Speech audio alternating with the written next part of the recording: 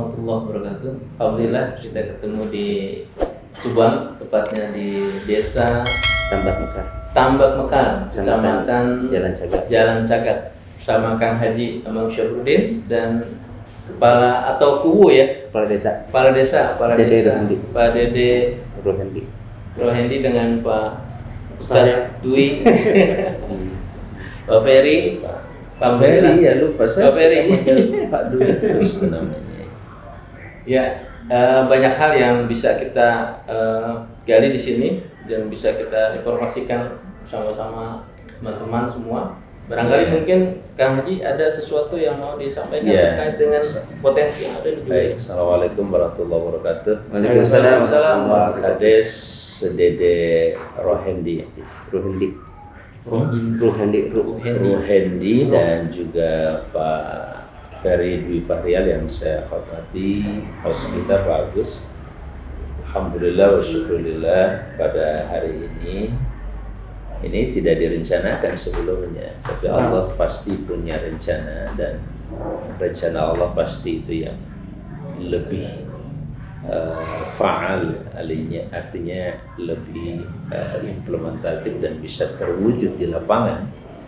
Alhamdulillah wa syukurillah atas kehendak Allah itu pula saya bisa hadir kembali di sini. Bukan kembali ya, baru kali ya. Baru berkunjung ke sini, tapi kalau dengan Pak Kadesnya betul teh. Ya, Pak Kades. Ini apa ini? Ini dodol nanas. Udah Tambak Mekar asli. Tambak Mekar ya. Asli ya. Ya, asli. Baik Pak Dede, kunjungan kami sebagaimana biasa dalam rangka ya banyak sisi lah sebenarnya. Ada tugas kunjungan dari lembaga negara dalam hal ini DPD RI dalam rangka menyerap berbagai aspirasi dan sekaligus pengawasan terhadap implementasi dari undang-undang tentang desa maupun tentang COVID ini yang terakhir nih. Ya, dan selebihnya tentu dalam rangka kita menggali berbagai potensi yang ada di Desa Tambak Mekar ini ya. Kecamatan Jalan Cagat, Kabupaten Subang, dan ini bagi saya tentu sebuah kehormatan dan sekaligus kenikmatan dari Allah Azza wa Jalla sehingga bisa hadir di tempat ini dan bisa berkunjung bersilaturahim dengan Pak Kades serta seluruh jajaran yang ada. Hadir bersama saya saat ini Pak Kades ya, Pak Dede Rohendi dan Pak Ferry Dwi Fahrial sebagai Kepala BUMDes apa tadi? Pengawas BUMDes atau badan usaha milik desa begitu yang saat ini masih diperdebatkan kelihatannya, terutama payung hukumnya itu mau pakai apa. Kalau Pak Dwi Fahrial sendiri apa nih pandangannya terhadap BUMDes? Ya, selama ini kan kita melihat banyak desa-desa yang banyak berkembang, Ustaz. Ya. Berkembang, dan itu banyak di Kang Haji aja panggil saya Kang Haji. Kang Haji. Nah, sehingga fenomena yang ada di mana-mana itu kan BUMDes yang menjadi semacam energi baru buat desa-desa. Maka kesempatan ini juga kita pakai. Ya, kita nggak tahu bagaimana perdebatan kekuatan payung hukum dan seterusnya. Dan kenyataannya juga kita di sini belum terlalu juga optimal untuk menggunakan BUMDes sebagai bagian dari sarana untuk tujuan akhirnya untuk kesejahteraan masyarakat gitu. Tapi sepertinya juga masih belum terlalu banyak kita lakukan. Ya, kita mencoba aja, ada kesempatan, ada fasilitas, kita coba ya, kita gitu. Alhamdulillah, ya itu sedikit saja Pak Agus terkait BUMDes, nanti Pak Agus yang mengeksplor dalam dialog kita yang singkat ini insya Allah. Dan saya tentu saja baik sebagai individu yang sama-sama kita memiliki kepedulian terhadap bangsa dan negara yang kita cintai, kita sadar betul bahwa desa ini sejak dahulu nih Pak Kades, sejak terutama di zaman Ibnu Khaldun ya, di tahun 1300-an itu sekitar 130 sekian itu kelahiran beliau, dan sampai 1400 sekian itu menulis sebuah buku yang sangat monumental ya terkait dengan sosiologi politik, terutama ketika bicara tentang politik dan sosiologi ini menekankan kepada konsep konsep peradaban ya, yang beliau istilahkan dengan al-imron atau al-umron itu. Dan salah satu komponen peradaban dan baru bisa dinyatakan sebuah negara itu mapan ya, itu justru dimulai dengan desa. Saat itu baru ke kota ya, wilayahnya dari desa kota kemudian menjadi sebuah negara pada akhirnya. Dan sebelumnya ketika masyarakat itu masih berpindah-pindah dari satu tempat ke tempat yang lain, beliau mengistilahkan masyarakat itu dengan masyarakat primitif ya. Tapi ketika mereka sudah mulai establish ya, tinggal di sebuah kawasan tertentu, dan itu beliau namakan dengan desa yang pertama kali. Disitulah awal sebuah peradaban akan bisa dibangun. Nah, kalau kita memperhatikan filosofi sosiologis dari beliau itu, sekarang sangat terasa oleh kita dan real nyata gitu. Bahkan ini sudah sekian ratus tahun yang lalu ya, ide gagasan ini muncul dari beliau berdasarkan fakta empirik dan konsep yang ada waktu itu. Dan sekarang tentu saja kita sangat-sangat merasakan bahwa konsep itu masih cukup aktual ya. Dan ini menunjukkan bagaimana sebuah ajaran yaitu Islam adalah sebuah konsep hidup yang tidak pernah mundur, justru yang terjadi adalah terus berkembang dan sesuai dengan setiap zaman dan tempat. Barangkali itu sebuah nilai yang secara Pancasilais atau secara Pancasila kita dilindungi untuk berbicara, bahkan bukan hanya bicara tetapi juga bagaimana mengeksplorasi potensi keagamaan yang berketuhanan yang Maha Esa itu dalam konteks kehidupan kita sehari-hari. Dan saya melihat di sini juga bagaimana warna keagamaan ya cukup terasa begitu, apalagi dengan adanya masjid di lingkungan desa ini ya. Bahkan tadi juga Pak Kades yang jadi imamnya yang memang seharusnya seperti itu ya, gambaran sebuah peradaban, dan sekali lagi itu bisa dimulai dari desa. Saya kira itu sebagai sedikit ya pengantar perjalanan ini, dan selamat menikmati perjalanan selanjutnya ya. Insya Allah kita akan sedikit jalan-jalan kemana aja nih Pak Kades kita. Kita paling diajak ke sumber daya alam yang ada di Tambak Mekar. Sumber daya alam termasuk proyek yang sedang dikerjakan sekarang apa? Yang sekarang dikerjakan itu adalah proyek penataan revitalisasi Ranca Delek. Ranca Delek itu sungai. Ya, sungai ada banyak dan sawah di sekitar. Iya, sawah sekitar. Luas sawah di sini berapa total? Semua itu 63 hektar. 63 hektar itu total ya, sawah, yang berada sawah di desa ini ya. Makanya ini kalau luas desa berapa ratus hektar? Luas desa itu 463.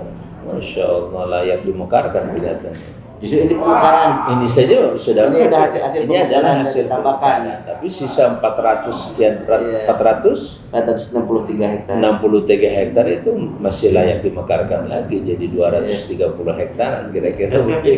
Tetapi sawahnya 60 hektar aja ya. Iya, sawahnya. Karena di sini kan banyak kebun, perumahan, juga ada hutan. Gitu kan, ada hutan pinus, ya, hutan lindung. Hutan pinus juga banyak. Termasuk itu ya perkebunan ini? Enggak. Perkebunan teh enggak masuk. Terkait dengan masalah tugas Kang Haji juga dalam pengawasan pada hari ini juga, kebenaran kita kalau mau turun ke tanah kan kaitannya dengan agraria ya, pertanahan.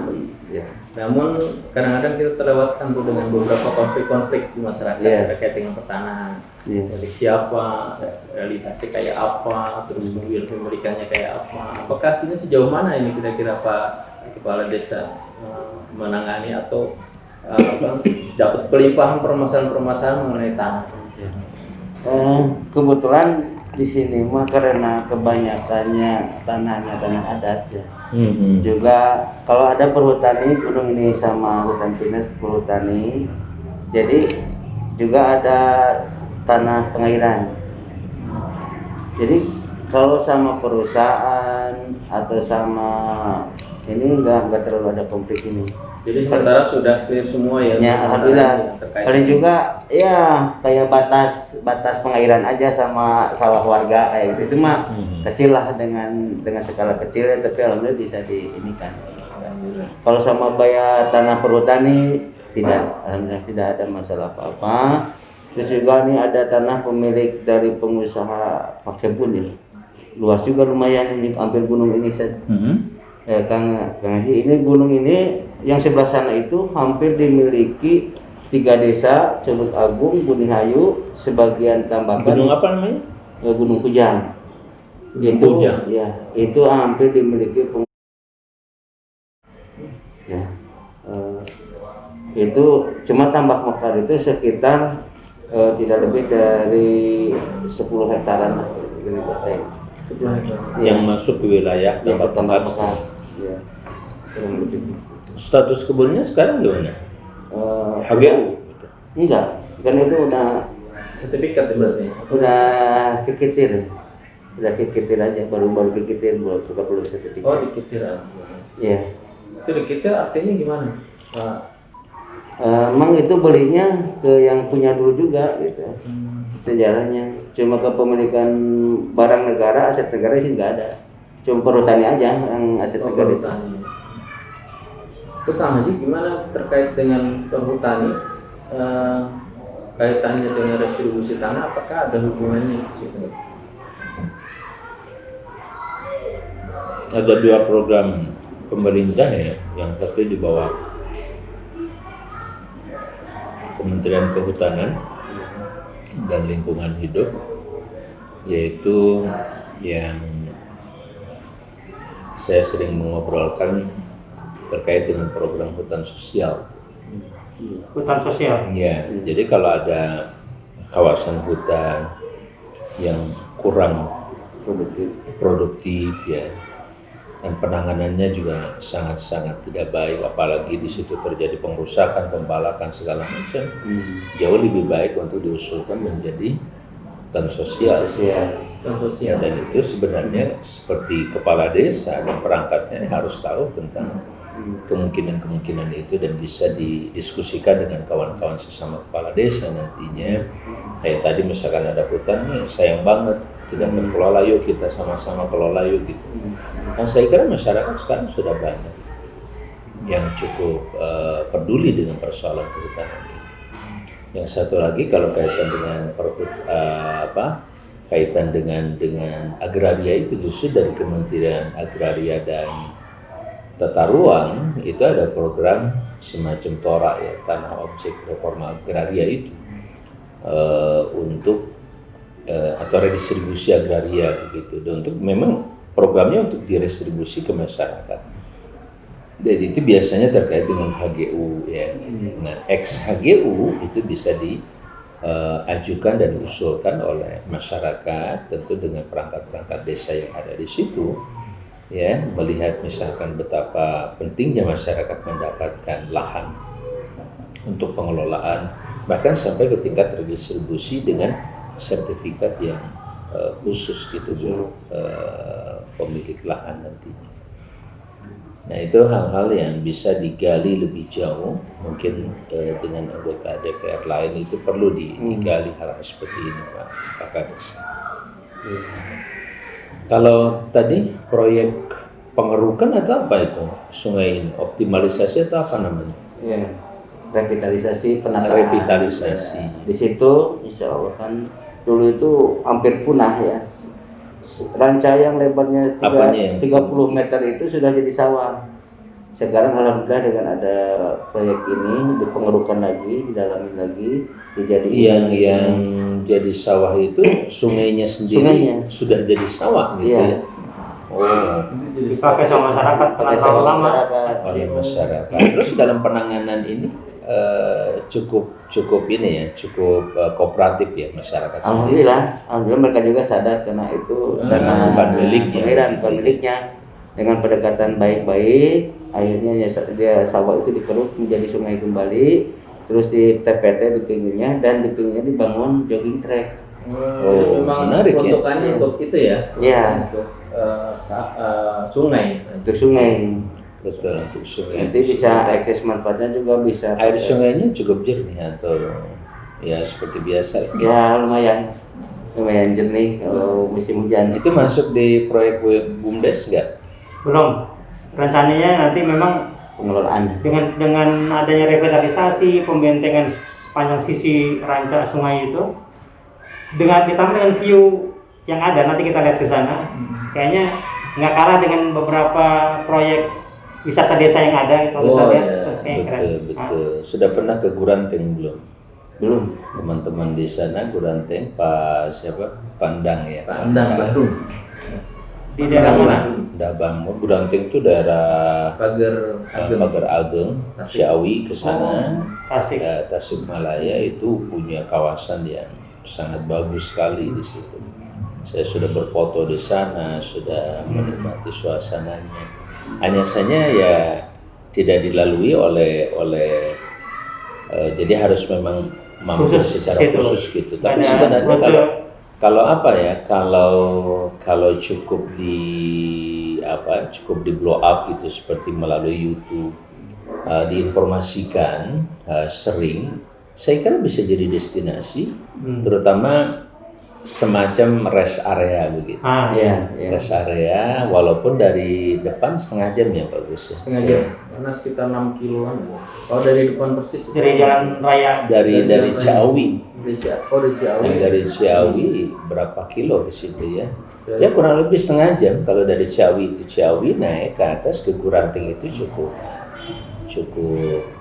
baik deh. Dari situ ada bukit, dan di bukit itu kita bisa melihat view pemandangan yang luar biasa di sini. Guranteng. Nah ini kan juga kawasan ini juga kan dilalui oleh ini ya. Ini memang jalur wisata. Jalur wisata sebenarnya. Dan terus terang saja mungkin ada semacam kejenuhan juga orang lewat Subang itu juga masih mencari-cari destinasi wisata di sini, dan tidak begitu dikenal ya. Yang paling dikenal baru Sariater. Sariater sih kita di Depok kan dulu salah satu pokoknya jadi tujuan betul-betul gitu ya. Ya, dan mudah-mudahan saya kira daerah apa ini namanya itu? Enggak itunya. Rancadelet namanya. Rancadelet. Iya. Dari PWS namanya Rancadelet. Delet itu dilaks. Berasal dari dilaks. Ikan gabus. Iya. Enggak, suatu saat bisa deh ranca dilaks. Bisa bawahnya standar. Agak sedikit. Ini mungkin wisata itu Haji, ini kayaknya dari beberapa wisata cuma ini yang punya nilai sungai panjang itu. Berapa meter itu? Ada 600 ada ya? 600 kayaknya ada. Ya 600 lebih lah. Kalau jadi arung jeram cukup baik. Dia harus seperti ranca, Kang Haji. Dia seperti ranca tapi mengalir. Ranca itu sejenis rawa, tapi dia mengalir. Jadi cuman rawanya sekarang sudah dikeruk lagi. Iya, udah. Masih proses. Kita ujung dari bendung ada bendungan. Iya. Ini jadi bendungan kecil akhirnya. Iya. Ya, luas ininya berapa rancanya sendiri? Dulu itu 9 hektar. Sekarang tinggal 4,5 hektar. Nah, kita pun dan itu milik desa. Bukan, ini dikatakan milik desa karena yang itu wewenangnya BBWS, milik BBWS. Tapi ada juga di desa, cuma nanti BBWS itu tetap melimpahkan kayak pengelolaan apanya ke desa. Iya. Cuma jadi 4 desa itu jadi beralih, jadi pemanfaatan tanahnya ya. Iya. Ya lahannya tetap masuk pada lahan negara ya. Negara. Cuma dikelola oleh desa.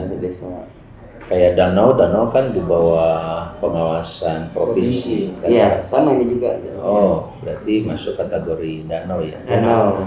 Ranca itu danau dan Danau. cuma danau Satu. kecil. Ya. Nah, kecil. Tapi 9 hektar lumayan luas sebenarnya. Awalnya 9 ya. Iya, Sekarang tinggal 4. tinggal 9. Artinya sangatnya udah kemakan keambil ya. Iya, Yang makanya yang 5 hektar kemana? ya. Jadi sawah tadi. Jadi Kayak ada pesawat kan sudah beralih Berapa kepemilikan tahun berapa, gitu. karena udah dari aki buyut itu. Ya tinggal ngaku aja ini danau saya gitu. Jadi hebat. Patok sendiri. Baik, Saya kira bisa. Tentang COVID bagaimana sekarang di sini? Cukup aman insya Allah. Ya, alhamdulillah kita dulu pernah ada satu orang, beliau kerja di dinas sosial gitu. Tapi alhamdulillah ketika sudah tes lagi negatif dan keluarganya negatif. Dulu kita sempat beliau itu dinyatakan positif. Tapi alhamdulillah sekarang udah sehat kembali dan sudah aktivitas berarti bersih lah ya. bersih alhamdulillah. Terkait BLT cukup aman di sini. Alhamdulillah. Tumpang tindih itu nggak terjadi. Cuma sedikit lah. Data ada ya. Ada cuma persen? paling cuma di bawah puluhan, di bawah Dari paling total, belasan lah. dari total berapa? Semuanya karena Dari macam-macam BLT. dari sekarang aja dari Kemensos itu 501 orang. 501 orang. Yang dari Banprop itu 581. Jadi banyak juga yang nggak kebagian juga. Kalau Yang double Terus ada yang double begitu dapat ada juga. ada cuma nggak banyak. Kemarin aja cuma 9 orang. Yang paling valid datanya dari mana? Yang dari desa atau dari Kemensos atau yang lain? Kementan juga punya data sendiri. Ya, ya data sendiri. Berarti Itu DTKI tetap sinkron nggak dengan data desa? Ya dari Kementan kan bantuan pertanian tambah Lebih bukan itu kepada cuma petani. dari 9 orang. Satu desa ini cuma dapat 9 Cuma orang. dapat 9. Dari Kemensos. UMKM dapat cuma 1 orang satu desa ini. UMKM. Ya, dari Kemensos lumayan. UMKM seberapa? Kemensos 500. Iya 501. 501. Sisanya melalui dana desa ya. Banprop dari Banprop Banprop 558. 58. Dari dana desa 137 orang. Itu lain-lain tuh Lain-lain. orangnya. Jadi Orangnya. kalau di total berapa desa? 137 ditambah berarti Iya. ya. Ditambah dengan Ditambah dari 500 provinsi, 558 provinsi 58 ditambah 501 satu tambah 1 UMKM tambah satu tambah 9 lumayan lah Iya. 1000 lebih nih. ya 1000 lebih. Dulu itu waktu awal-awal kita kelebihan. Oh gitu di Iya, awal-awal. karena kan udah di Banprop itu. Iya. Sekarang bantuan provinsi baru cuma 2 kali. Yang lain sudah pada 6. Kemensos sudah 6 salur. BLT-DD 6 salur. Nah, cuma dari bantuan provinsi tadi Baru 2 kali. Baru 2 kali. Oh gitu. Berarti untuk orang yang memang khusus ya, tidak tumpang tindih ya, tidak. Iya. Misalkan tidak ada yang di sini yang dapat dari Kemensos juga dari Ya. Justru sekarang yang orangnya beda-beda. yang nggak kebagian itu yang dari Banprop, bantuan provinsi yang baru 2 kali kebagian itu. Kalau janjinya berapa kali? Ya janjinya Rencananya 4 kali, berapa kali itu? gitu. Mungkin belum datang kali. Iya. Walau alam. Belum ada. Ya kita cukupkan insya Allah Pak Kades, dan terima kasih banyak ya dan Pak Ferry. Obrolan ini sangat inspiratif insya Allah, dan kita ingin lihat ke lapangan insya Allah. Bagus. Monggo silakan. Ya, baik. Inilah pentingnya DPD, anggota DPD datang ke desa tentunya. Itu sesuai dengan bidangnya ya Kang Haji. Pada hari ini banyak informasi yang bisa diserap, dan banyak juga masyarakat yang belum tahu secara keseluruhan bagaimana pentingnya kaitannya dengan COVID sekarang, kemudian juga dengan agraria, pertanahan, itu semua harus dijelaskan kepada masyarakat. Tapi kemudian memang jelas melalui kepala desa yang terus kemudian disalurkan kepada masyarakat. Demikianlah pemirsa, mudah-mudahan jadi pemimpin inspirasi yang baik. peradaban. Ya, pemimpin peradaban masa Desa. depan, insya Allah. Baik, Pak Ferry, terima kasih. Ya. Pak Kepala Desa, Ya, siap. Bang Haji, alhamdulillah. Assalamualaikum warahmatullahi wabarakatuh. Assalamualaikum. Waalaikumsalam warahmatullahi wabarakatuh. Jangan lupa like, share, subscribe. Channel inspirasi dari Kang Haji Amang Safrudin ya. Jangan lupa subscribe ini.